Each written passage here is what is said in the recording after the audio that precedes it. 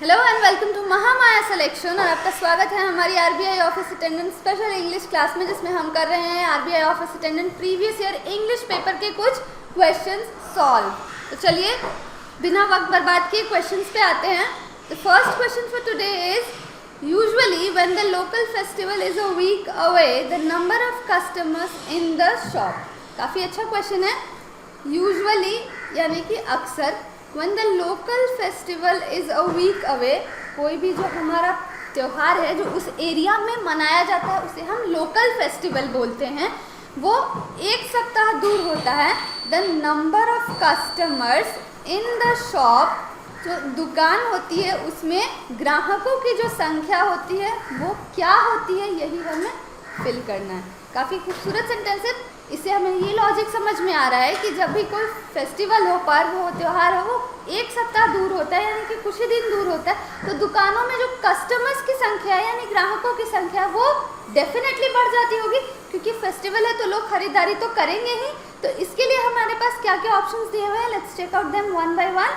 Option A is will have increased. Will have increased का मतलब है, अगर हम यहाँ पे इसको पुट इन करके देखें, the number of customers in the shop will have increased, यानी कि ग्राहकों की जो संख्या है दुकान में वो बढ़ गई होगी। यहाँ हमारे पास जो सेंटेंस दिया हुआ है ये प्रेजेंट टेंस में, ये प्रेजेंट की बात कर रहा है कि usually when the local festival is a week away. अभी कुछ इसमें कोई एक्शन हुआ ही नहीं है, तो हम इसके साथ पास्ट को पुट इन बिल्कुल भी नहीं कर सकते। हैज़ इंक्रीजिंग, ये भी सेंटेंस तो ग्रामेटिकली भी इनकरेक्ट है, हैज़ इंक्रीजिंग नहीं होगा। विल बी इंक्रीज्ड, बढ़ जाएगा, ये थोड़ा बहुत तो सूटेबल है, लेकिन यहाँ जो प्रेजेंट दिया हुआ है इसके साथ ये सूटेबल नहीं होगा। हम एक फैक्चुअली, क्योंकि यहाँ पे यूजुअली पुट इन किया हुआ है, सो ये एक फैक्चुअल डेटा बन जाता है और ये कभी भी फ्यूचर टेंस में नहीं होगा। The two options that we are left with is increases and increased. Again increase भी नहीं होगा क्योंकि ये पास्ट में है, हमने यहाँ कोई पहले एक्शन तो किया नहीं है। अभी ये लॉजिकल फैक्ट है, अभी बात ही हो रही है कि जब फेस्टिवल्स होते हैं तो मार्केट में जो दुकानें होती हैं उनमें कस्टमर्स की संख्या जो है वो बढ़ जाती है, यानी कि इसके साथ एक ही ऑप्शन हमारा जाएगा इंक्रीजेज। जो कस्टमर की संख्या है वो बढ़ जाती है, ना कि बढ़ जाएंगे, बढ़ गया होगा, ऐसे सेंटेंसेस ये ग्रामेटिकली इनकरेक्ट है। So the correct option would be option D. Now moving towards the next question, ये भी एक फिलर है। You will have to undergo a dash of tests before the interview. You will have to undergo dash of tests before the interview. Sentence की कहने का मतलब है कि तुम्हें कुछ टेस्ट से गुजरना होगा इंटरव्यू के पहले, यानी कि कोई व्यक्ति है जिसका इंटरव्यू होने वाला है और उससे पहले उसे कुछ टेस्ट से गुजरना होगा। अब हमें बहुत पूरा सेंटेंस भी पढ़ने की ज़रूरत नहीं, हम यहाँ पे पढ़ सकते हैं अ डैश ऑफ टेस्ट, यानी कि ये टेस्ट है, प्लूरल है, यानी कि यहाँ इसके लिए कोई कलेक्टिव नाउन ही आना चाहिए, कुछ कलेक्टिव चीज़ें आनी चाहिए। अब इसमें कलेक्टिव क्या क्या है, लार्ज तो कलेक्टिव है ही नहीं, अ लार्ज ऑफ टेस्ट ये भी नहीं हो सकता। हमारे पास ऑप्शन है सीरीज़ है, थर्ड ऑप्शन है डिज़ाइन। डिज़ाइन भी कोई कलेक्टिव वर्ड नहीं है तो ये बिल्कुल भी यहाँ नहीं आ सकता। Option D is booklet. Booklet एक कलेक्टिव वर्ड है जिसका मतलब होता है कि कुछ पन्नों की जो किताब बनाई होती है उसे हम बुकलेट कहते हैं, जैसे आंसर बुकलेट, क्वेश्चन बुकलेट। तो ये तो बुकलेट ऑफ टेस्ट बिल्कुल भी नहीं हो सकता, टेस्ट के लिए कोई बुकलेट तो हम नहीं कर सकते। And the option E is delegation. Delegation का मतलब होता है शिष्टमंडल, यानी कि group. A group of test भी बिल्कुल सूटेबल नहीं है। यहाँ पे ऑप्शन जो हमारे साथ काफ़ी सूट कर रहा है वो होगा series. A series of test, हम जब यहाँ पे सीरीज को पुट करके देखते हैं, अ सीरीज ऑफ टेस्ट यानी कि किसी व्यक्ति का इंटरव्यू है और इंटरव्यू से पहले उसे अ सीरीज ऑफ टेस्ट से गुजरना होगा। डेलीगेशन ऑफ टेस्ट तो बिल्कुल नहीं हो सकता, ये लॉजिकली और कॉन्टेक्चुअली बिल्कुल गलत है। कॉन्टेक्चुअली जो एक वर्ड सही आता है वो है केवल अ सीरीज ऑफ टेस्ट। सो अभी आपने देखा कि हमें पूरे सेंटेंस को भी पढ़ने की ज़रूरत नहीं है, काफ़ी हमने आगे और पीछे के दो वर्ड्स को यूज़ करके इस क्वेश्चन को सॉल्व कर लिया। Now moving towards the third question that we have today is one has to be very dash during the monsoons as the roads become slippery. ये भी सेंटेंस पढ़ते ही समझ में आ जा रहा है इस सेंटेंस का sense. one has to be very, किसी व्यक्ति के बारे में, कॉमन इंसान के बारे में, सभी के बारे में बात हो रही है कि सभी को काफ़ी डैश होना चाहिए ड्यूरिंग मानसून्स, मानसून्स के वक्त, जब क्योंकि रोड्स जो होती हैं वो काफ़ी स्लिपरी हो जाती है, हम उन पर स्लिप करने लगते हैं। तो वन हैज़ टू बी, लोगों को क्या हो जाना चाहिए? जब मानसून है, बारिश हो रही है, रोड स्लिपरी हो गए हैं, तो लोगों को क्या हो जाना चाहिए? ये हम ऑप्शंस को एक बार चेकआउट करके देखते हैं। ऑप्शन ए स्मार्ट, लोगों को स्मार्ट हो जाना चाहिए, ये कॉन्सेप्चुअली और लॉजिकली बिल्कुल गलत है। Option B is cautious, cautious का मतलब होता है ध्यान से चलने वाला या ध्यान देने वाला को कॉशियस बोलते हैं। The third option is presentable, प्रस्तुत करता, ये बिल्कुल गलत होगा। Prepare, one has to be very, prepare भी नहीं होगा, अगर ये प्रिपेयर्ड होता तो थोड़ा बहुत सही होता, पर ये सिंस प्रिपेयर है तो ये बिल्कुल गलत है। And the option is healthy, one has to be very healthy during the monsoons as the road become slippery, roads का स्लिपरी होने से हेल्दी का कोई लेना देना नहीं है। So the suitable option would be option B cautious. Cautious का मतलब होता है वो जो काफ़ी सावधानी पूर्वक, किसी भी इंसान को काफ़ी कॉशियस होना चाहिए, सावधानी पूर्वक होना चाहिए रोड पे, क्योंकि बारिश का मौसम है और रोड्स जो है वो स्लिपरी हो गई है, तो हमें ठीक से चलना चाहिए। सेंटेंस को पढ़ के हम ये सेंस लगा सकते हैं कि यहाँ पे क्या फिल इन होगा। स्मार्ट, प्रेजेंटेबल, हेल्दी, प्रिपेयर, ये बिल्कुल भी नहीं होगा, क्योंकि हम बात कर रहे हैं कि रोड जो है वो स्लिपरी हो गई है, तो उसके लिए हमें क्या कॉशियस ही होना पड़ेगा। So now moving towards the next question is the जज used his dash in settling the matter. काफ़ी शॉर्ट सेंटेंस है, बड़ा सेंटेंस नहीं है। द जज यूज्ड हिज, एक जो जज हैं जिन्होंने अपना यूज़ किया dash in settling the matter, कोई मैटर था, कोई प्रॉब्लम थी, उसको सेटल करने में यानी उसको सुलझाने में जज ने अपना डैश यूज़ किया। अब आइए देखते हैं कि हमारे पास ऑप्शंस क्या क्या हैं। The first option that we have is no, the जज यूज्ड हिज नो, नो बिल्कुल भी गलत होगा, यहाँ पे नो बिल्कुल भी नहीं हो सकता। जज ने, नो का मतलब होता है जानना, तो द जज यूज हिज, जानना, ये बिल्कुल भी कॉन्सेप्चुअली सही नहीं है। The second option is tactics, tactics का मतलब होता है तरीका, स्ट्रैटेजी, कुछ ट्रिक्स, या फिर उसको हम ट्रिक्स भी बोल सकते हैं। So the option B is tactics, the जज use his tactics in settling the matter, ये भी बिल्कुल नहीं होगा, जज ने कोई ट्रिक नहीं यूज की मैटर को सेटल करने के लिए। सी ऑप्शन इज डिस्क्रीशन, स्वेच्छा, अपनी इच्छा। The option D is brains, ये अगर ब्रेन होता तो शायद सही होता, बट ये है ब्रेन्स। एक इंसान के पास एक ही दिमाग हो सकता है, ब्रेन्स नहीं हो सकते, उसके पास केवल ब्रेन होगा, इसलिए हमारा ऑप्शन डी भी गलत होगा। ऑप्शन ई इज बायस, बायस का मतलब होता है प्रीजुड्यूस या पूर्वाग्रह, यानी कि हमने किसी के बारे में पहले से जो राय बना के रखी है कि वो इंसान वैसा ही होगा, उसे हम बायस कहते हैं, ये भी कॉन्सेप्चुअली और लॉजिकली गलत होगा। So the option that we are left with is option C discretion. Discretion का मतलब होता है फ्रीडम टू डिसाइड, यानी कि अपनी इच्छा, अपनी मर्जी से कुछ डिसाइड करना।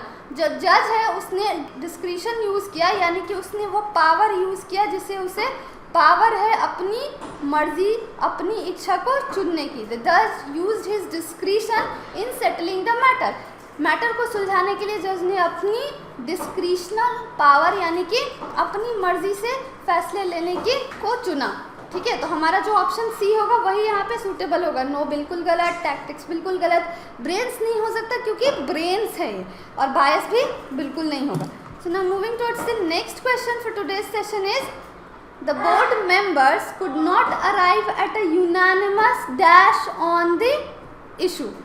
यहाँ पे बात हो रही है द बोर्ड मेंबर्स, एक बोर्ड है उसके सदस्य हैं, could not arrive at a unanimous, unanimous का मतलब होता है एक मत, यानी कि जो सारे बोर्ड मेंबर्स हैं इनकी जब एक मत होगी, इनकी राय सेम होगी, इनके जो थॉट्स विचार होंगे वो सिमिलर होंगे, तो हम कहेंगे कि उनकी यूनानिमस है वो लोग किसी बात के बारे में, डैश ऑन द इशू। सो आइए देखते हैं कि हमारे पास क्या क्या कोई बात है, कोई इशू है जिस पे बोर्ड मेंबर्स को कुछ डिसाइड करना है, लेकिन वो एक मत विचार पे पहुंच नहीं पाए, उनमें डिसीजन हुआ लेकिन वो एक मत डिसीजन पे पहुंच नहीं पाए। तो आइए देखते हैं कि हमारे पास ऑप्शंस क्या क्या हैं। Option A is judgement, judgement का मतलब होता है फैसला। प्रोग्रेस का मतलब होता है प्रगति। सी पॉलिसी, पॉलिसी का मतलब होता है नीति या रूल। डिसेंट का मतलब होता है लैक ऑफ अप्रूवल, यानी कि किसी चीज़ को हम मना कर देते हैं तो हम कहते हैं that we dissented that. And the option E is action, action का मतलब होता है कोई कार्य। So the options are judgement, progress, policy, dissent and action. चलिए एक एक करके ऑप्शंस को फिल इन करके देखते हैं। यूनानिमस एक्शन, उन्हें कोई एक्शन नहीं लेना था किसी इशू पर, उन्हें कुछ तय करना था। यहाँ एक्शन का मतलब है कार्य, कोई कार्य उन्हें नहीं करना था, तो ये ऑप्शन गलत होगा। Option D is dissent, lack of approval. Lack of approval तो है ही, उन्होंने कुछ पहले से तय किया ही नहीं है कि क्योंकि वो किसी एक सिमिलर विचार पे पहुंच नहीं पाए, तो उन लोगों ने तो कुछ तय अभी किया ही नहीं है, तो दोबारा से लैक ऑफ अप्रूवल नहीं होगा। Option C is policy, at unanimous policy on the issue. वो किसी चीज़ के लिए डिसाइड कर रहे हैं, वो पॉलिसी नहीं डिसाइड कर रहे हैं, किसी इशू के लिए कुछ वो डिसाइड कर रहे हैं, कोई नीति निर्देश रूल बन नहीं रहे हैं, इसलिए यहाँ पे पॉलिसी भी गलत होगा। ऑप्शन बी इज प्रोग्रेस, यानी कि प्रगति। अब प्रगति यूनानिमस तो नहीं हो सकती है, इसलिए प्रगति के साथ यूनानिमस बिल्कुल भी सूट इन नहीं करता है, तो ये हमारा ब्लैंक में नहीं जाएगा। The option that we are left with is judgement. The board members could not arrive at a unanimous judgement on the issue. जो बोर्ड मेंबर्स हैं वो किसी एक इशू पर कुछ विचार कर रहे थे और वो लोग एक मत फैसले पर नहीं पहुंच पाए। फैसला जो होता है, डिसीजन जो होता है, वो यूनानिमस होगा, यानी कि एक मत होगा, यानी कि सबके फैसले एक ही होंगे, तो इसलिए हमारा जो वर्ड पुट इन होगा यहाँ वो होगा judgement. So now moving towards the next question that we have is, ये एरर डिटेक्शन के क्वेश्चंस है, हमें इनमें बताना है कि कहाँ एरर है। The protagonist wanted to unearth the marvellous power which magnetized the needle and supervised 1000 celestial observations। ये जो जितने भी बोल्ड वर्ड्स दिए हुए हैं, अनअर्थ, मार्वलस, सुपरवाइज्ड, सेलेशियल, इनमें हमें एरर्स ढूंढने हैं कि कौन से वर्ड में एरर है। चलिए एक एक करके पार्ट्स को पढ़ते हैं। The protagonist wanted to unearth. Unearth करने का मतलब होता है डिस्कवर करना, कुछ ढूंढना, किसी राज या रहस्य से पर्दा हटाना। Unearth the marvellous power. Marvellous का मतलब होता है अद्भुत, अद्भुत शक्ति के बारे में बात की जा रही है। Which magnetised the needle and supervised 1000 celestial observations. यहाँ पे जो हम बात कर रहे हैं कॉम्पास के बारे में बात कर रहे हैं कि उसमें क्या पावर होती है जिसने एक निडल को मैग्नेटाइज कर लिया और उस निडल ने 1000 हजारों के हजारों सेलेशियल चीज़ों को दिखाया। यहाँ पे जो एरर है वो है सेलेशियल में। अनअर्थ की स्पेलिंग बिल्कुल सही है, मार्वलस की स्पेलिंग बिल्कुल सही है, सुपरवाइज्ड की स्पेलिंग बिल्कुल सही है, लेकिन ये सेलेशियल की स्पेलिंग गलत है। सेलेशियल की स्पेलिंग होती है CELESTIAL। सेलेशियल का मतलब होता है बिलोंगिंग टू द हेवन, यानी कि वो जो स्वर्ग में रहता हो, या जितनी भी प्लैनेट्स हैं, मून है, सन है, स्टार्स हैं, वो सारी कैसी बॉडीज़ हैं, वो सेलेशियल बॉडीज़ है, क्योंकि वह अंतरिक्ष में रहती हैं। अंतरिक्ष में रहने वाली बॉडीज़ से जो भी होंगी, मून, सन, प्लैनेट्स, मेटेरॉइड्स, एस्टेरॉइड्स, उनको हम सेलेशियल बॉडीज़ बोलते हैं। सो जो एरर है वो हमारा इस पार्ट में, इसकी स्पेलिंग गलत है। Now moving towards the next question for today is, we can ensure more business investment in the region if we have laws which guarantee property rights. We can ensure more business investment in the region if we have laws which guarantee property rights. Question के कहने का मतलब है कि हम उन इलाकों में, उन क्षेत्रों में बिजनेस इन्वेस्टमेंट को पक्का कर सकते हैं, तय कर सकते हैं, सुरक्षित कर सकते हैं। इंश्योर करने का मतलब होता है तय करना, सुरक्षित करना, वादा करना उन इलाकों में जिनमें प्रॉपर्टी राइट्स यानी कि संपत्ति की राइट्स के लिए गारंटी है। अब यहाँ पे जो ये प्रॉपर्टी है, गारंटी की स्पेलिंग सही है, रीजन की स्पेलिंग सही है, बिजनेस की भी स्पेलिंग सही है।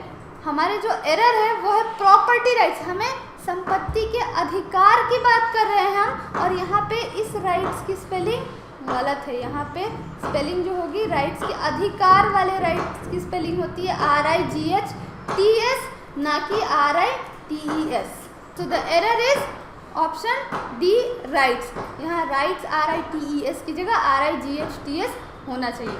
Now moving towards the next question, that is, unless more information is collected, the police will not reveal the details of the altercation between the arresting officer and the suspect। जो भी bold words हैं उन पे emphasise करते हैं। Unless more information, information की spelling बिल्कुल सही है। The police will not reveal, reveal की स्पेलिंग भी बिल्कुल सही है। सस्पेक्ट, सस्पेक्ट की स्पेलिंग भी बिल्कुल सही है। एक बार फिर से सेंटेंस को पढ़ते हैं। Unless more information is collected, जब तक कि और जानकारी नहीं जुटा ली जाती है, the police will not reveal the details of altercution, police जो है वो डिटेल्स ऑफ अल्टरक्यूशन रिवील नहीं करेगा, यानी वो नहीं बताएगा और कुछ डिटेल्स उसके बारे में between the arresting officer and suspect. यानी कि क्वेश्चन का सेंस हमें ये कह रहा है कि अरेस्टिंग ऑफिसर यानी कि जिसने किसी को गिरफ्तार किया और जिसको गिरफ्तार किया गया, सस्पेक्ट का मतलब होता है आरोपी, आरोपी जिसको गिरफ्तार किया गया और जिसने गिरफ्तार किया वो अरेस्टिंग ऑफिसर के बीच में कुछ हुआ था, उसकी डिटेल्स पुलिस रिवील नहीं करेगी जब तक कि पुलिस को कुछ और इन्फॉर्मेशन नहीं मिल जाती। तो उसके बीच क्या हुआ है, अल्टरक्यूशन हुआ है। क्या ये स्पेलिंग वाइज सही है? बिल्कुल भी नहीं, ये स्पेलिंग मिस्टेक है। इस अल्टरक्यूशन की स्पेलिंग होती है ALTER केशन, it's altercation, it's not altercution. इस अल्टरकेशन का मतलब होता है तकरार, यानी कि जब दो लोगों में ज़्यादा बहस हो जाती है, झड़प हो जाती है, उसे हम अल्टरकेशन बोलते हैं। So the option that is incorrect is option C, altercution, जो कि अल्टरकेशन होना चाहिए। So moving towards the next question, considering the fact that Indians have outshed the non-natives almost always, it is not flawed to the state that the nation will remain integrated till the kingdom come. Considering the fact that Indians have outshed the non-natives almost always, it is not flawed to state that the nation will remain integrated till the kingdom. Question के कहने का मतलब है कि जो पहले इनमें जितने भी बोल्ड वर्ड्स हैं उनको एक बार चेक कर लेते हैं। फैक्ट की स्पेलिंग सही है। Outshed, third option is flawed, flawed का मतलब होता है कोई कमी। इस सेंटेंस के सेंस को एक बार समझने के लिए पूरे सेंटेंस को पढ़ते हैं। Considering the fact that Indians have outshed, इस फैक्ट को हम मानते हैं, इस फैक्ट को जब हम देखें कि इंडियंस ने हमेशा नॉन नेटिव्स, नॉन नेटिव्स का मतलब होता है वो लोग जो हमारे देश से बिलोंग नहीं करते हैं, जो बाहरी लोग हैं उन्हें हम नॉन नेटिव्स बोलते हैं। नेटिव्स बोलते हैं अपने देश के लोगों को, जो जिनकी जन्मभूमि कर्मभूमि यही रही हो उन्हें नेटिव्स बोलते हैं। जो बाहरी विदेशी लोग होते हैं उन्हें नॉन नेटिव्स बोलते हैं। तो कहने का मतलब है कि इंडियंस ने हमेशा नॉन नेटिव्स को हमेशा आउटशेड किया है। आउटशेड ये स्पेलिंग वाइज गलत है, यहाँ पे स्पेलिंग जो होनी चाहिए वो आउटस्टेड होना चाहिए। आउटस्टेड का मतलब होता है एक्सपेल करना या हटाना। बाकी सेंटेंस को भी पढ़ते हैं। The non natives almost always, it is not flawed to state that the nation will remain integrated till the kingdom come, यानी कि सेंटेंस के कहने का मतलब है कि जिस तरह से इंडियंस ने हमेशा नॉन नेटिव्स को अपने देश से एक्सपेल किया है, अपने देश से बाहर किया है, उससे हमें यह पता चलता है कि हमारी देश जो है वो हमेशा एकजुट रहेगी, इंटीग्रेटेड रहेगी। So the error is in part B, outshed नहीं होगा, आउटस्टेड होगा। आउटस्टेड का मतलब होता है एक्सपेल करना, किसी को निष्कासित करना, किसी को उसकी पोजीशन से हटा देना। Now moving towards the next question for the session is, he was famous not only for his interest in schemes, he was famous not only for his interest in schemes for the elevation of poverty in Moscow, but also as the founder of new churches and monasteries. एक बार इन सारे bold words को देख लेते हैं कि इनका मतलब और स्पेलिंग क्या है। स्कीम्स, स्कीम्स का मतलब होता है योजना, ये स्कीम्स है यानी कि योजनाएं, प्लूरल है। स्कीम की स्पेलिंग भी बिल्कुल सही है। Second word is founder, founder का मतलब होता है संस्थापक, ये वर्ड जो है हमारे पास एलिवेशन है। और लास्ट वर्ड है मोनास्टरीज, मोनास्टरीज का मतलब होता है मठ, जो भी जिनमें साधु संत या सन्यासी लोग रहते हैं उन्हें हम मोनेस्टरीज बोलते हैं। He was famous not only for his interest in schemes, किसी व्यक्ति के बारे में बात की जा रही है और ये बताया जा रहा है कि वो केवल अपनी स्कीम्स की वजह से फेमस नहीं था, केवल अपनी स्कीम्स की वजह से प्रसिद्ध नहीं था, बल्कि for the elevation of poverty in Moscow, उसने मॉस्को में गरीबी को हटाया था। यानी कि ये जो वर्ड आएगा हटाने के सेंस में आएगा, but also as the founder of new churches and monastery, और उसने न्यू चर्चेज और न्यू मोनेस्ट्रीज यानी कि जो गिरजाघर होते हैं और मठ होते हैं जिनमें साधु संत रहते हैं, उनकी भी स्थापना की थी, इसलिए वो फेमस था। अब यहाँ पे जो स्कीम्स की स्पेलिंग सही है, फाउंडर की स्पेलिंग सही है, मोनेस्ट्रीज की स्पेलिंग सही है, जो स्पेलिंग मिस्टेक है वो है एलिवेशन। एलिवेशन की स्पेलिंग सही नहीं है, यहाँ पे होना चाहिए एलिविएशन। एलिविएशन का मतलब होता है किसी चीज़ को हटाना, किसी चीज़ का शमन करना। इसका शुद्ध मतलब होता है उपशमन, यानी कि किसी चीज़ को ख़त्म करना। वो क्या ख़त्म कर रहा है? एलिवेशन ऑफ पॉवर्टी, यानी कि गरीबी को ख़त्म कर रहा है। So the error lies in the part B, elevation. आज के सेशन में बस इतना ही। उम्मीद है कि आपने इनसे बहुत कुछ सीखा होगा और आप मेहनत करते रहेंगे और हम और आप मिलकर इस पर आरबीआई ऑफिस अटेंडेंट को क्लियर कर लेंगे। Thanks for watching and don't forget to like, share and subscribe Mahamaya selection. Thank you.